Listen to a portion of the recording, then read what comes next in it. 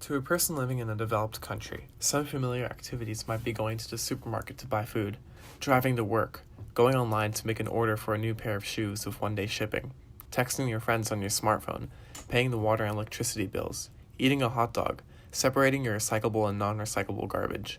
These are simple yet essential parts of life for anyone in a developed country, which form a culture of consumerism. It's an all-encompassing lifestyle that goes beyond fulfilling our natural requirements and provides us with the lives of luxury and comfort that were once unimaginable to the common person. We benefit from these resources because the core of our society is based on the ability to do so. There are pleasures and even riches to be gained with these widely attainable commodities, yet to the same extent there are also severe consequences. In this modern world, specifically the United States, our culture of consumerism is shaped around a hierarchy. People aim to reach the top of it by having the most things, or in economic terms, to utilize unlimited amounts of spending power.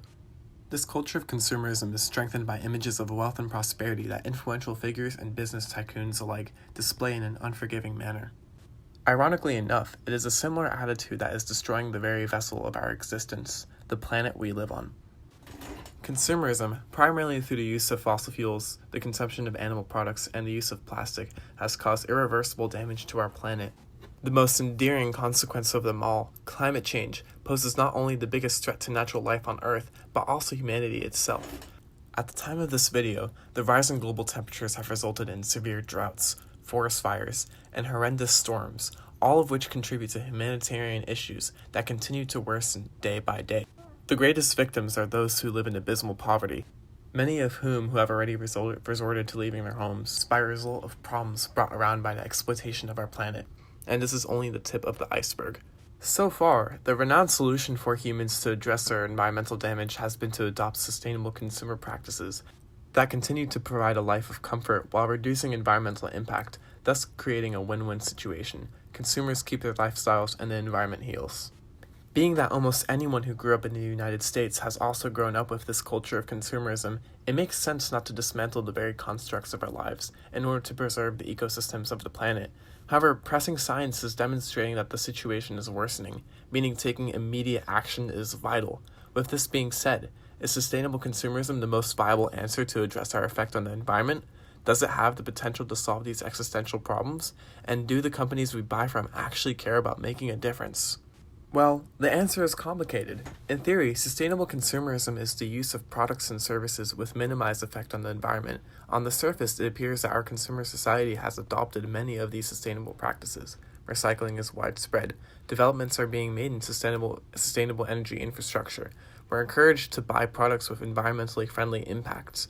Electric cars are becoming practical means of transportation, and plant-based foods are increasing in popularity. However, despite these advancements, sustainable consumerism alone will not be enough to undo the damage that humanity has brought upon our planet. Not only that, but sustainable consumerism as we know it is far from being truly environmentally friendly and does very little to mitigate our impact on the planet.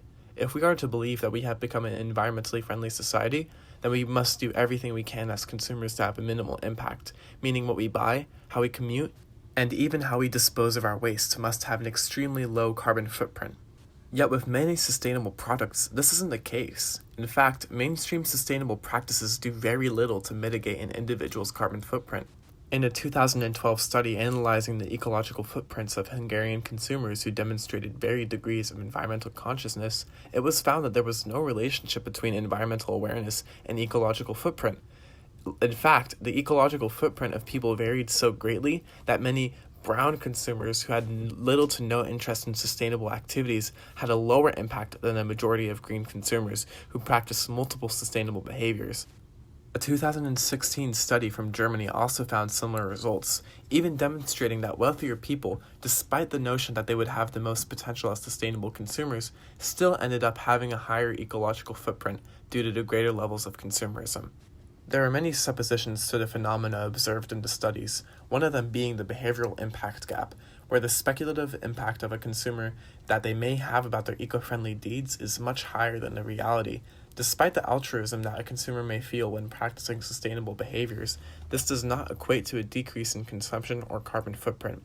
This means that in creating a more sustainable society, there has to be a greater emphasis on the environmental consequences of all consumption habits, not just a select few like recycled plastic or cutting down on energy use. And it is clear why most developed countries fall behind in this aspect. In a study addressing the climate mitigation gap, researchers from the University of British Columbia consider a variety of methods for individuals to reduce their potential greenhouse gas emissions. In the analysis of their research, they found that the most effective methods for individuals to reduce their greenhouse gas emissions were to live car-free, avoid air travel, switch to green energy, buying an energy-efficient car, and switching to a plant-based diet. Unsurprisingly, it was found that the ultimate method to reduce greenhouse gas emissions is to simply have less or no children. This may seem extreme, but it does make sense. Having one less person on this planet to consume its resources removes the potential greenhouse gas emissions that they would contribute to. To put that into perspective, someone in the United States could save approximately 3 tons of carbon dioxide equivalent per year by living car-free, while having one less child in the United States could save a potential of 120 tons of carbon dioxide equivalent making its way into the atmosphere, making it 40 times more effective than the latter. However, this doesn't mean that we have to sterilize all of humanity in order to save the world, since our impact is a result of the modern world we live in. Therefore, our actions to change our society now will be reflected in the environmental impacts of our children. The same study also evaluated what civil administrations, such as school systems and governments, recommended to consumers as effective means to reduce their environmental impacts. In 10 high school science textbooks used among 80% of the Canadian high school population, they found that they failed to mention many of the high-impact actions consumers could take to reduce their greenhouse gas emissions. None of the textbooks suggested having less children or eating a plant-based diet, while half recommended living car-free and only a couple recommended limiting air travel. Government documents similarly left out a lot of important information. In government-issued guides from the United States, Australia, the European Union, and Canada, they found that once again having one less child and eating plant-based diets were never mentioned once, while avoiding commercial flights and living car-free were mentioned sparingly by the documents.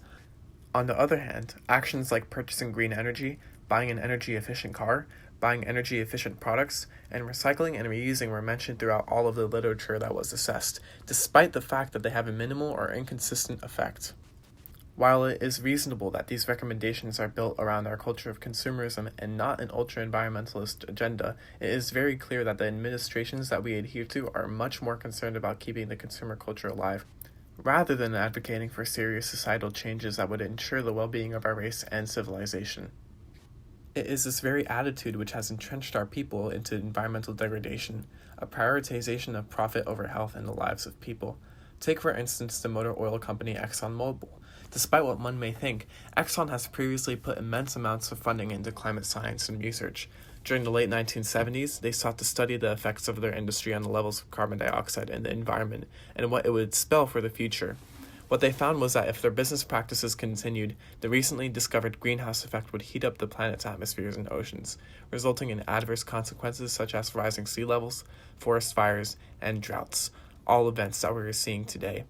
Despite the pressing findings that their researchers unveiled, ExxonMobil went forward and deliberately downplayed their data in mass publications such as the New York Times.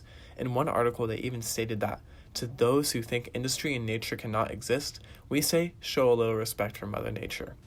On the other hand, they published their analytical findings exclusively into scientific journals, contradicting themselves on 2 different fronts. Due to the dramatic difference between the readership of mass publication and scientific journals, ExxonMobil was able to manufacture a carefree consensus towards human-caused global warming and continued to sell their gasoline to consumers. While it is clear that corporations are not focusing on human welfare, why is it that we still continue to consume products at such drastic levels, despite their negative effect on our planet? And why is it that we give into narratives of sustainability when it is obvious that they don't actually live up to their environmental claims? Because it is how we have been bred to live. As I stated before, consumerism is a culture, and in this culture there is a hierarchy. Despite its limited effects, sustainable consumerism is simply another aspect of the social ladder. We adhere to sustainable consumerism because, much like consumerism itself, it appeals to self-improvement and acts as an opportunity to boost our egocentric altruism. With sustainable consumerism, sustainability is only a secondary objective, while achieving recognition and self-fulfillment is the main priority. This may be really disheartening, however there is no need to resort to hopelessness. We've known for a long time that businesses nor governments will stand up for us. With sustainable consumerism, the burden has been placed on the consumer to solve these existential issues. However, according to a study done by Oxfam, the richest 10% of humans are responsible for almost half of all greenhouse gas emissions.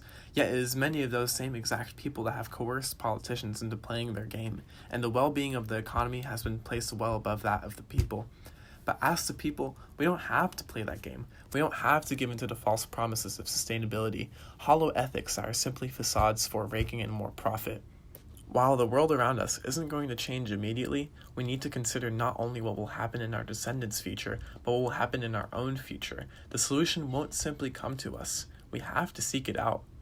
Making the right transition into a truly sustainable culture is vital when going forward. But as of now, this advancement that is sustainable consumerism is not enough. We will not be able to save the planet with the very thing that has hurt it. We can only save it through using our ingenuity and compassion as human beings to turn things around. This simply won't be done through one social movement, but generations worth of experience and changes that will allow our civilization to continue to thrive along with the rest of the world.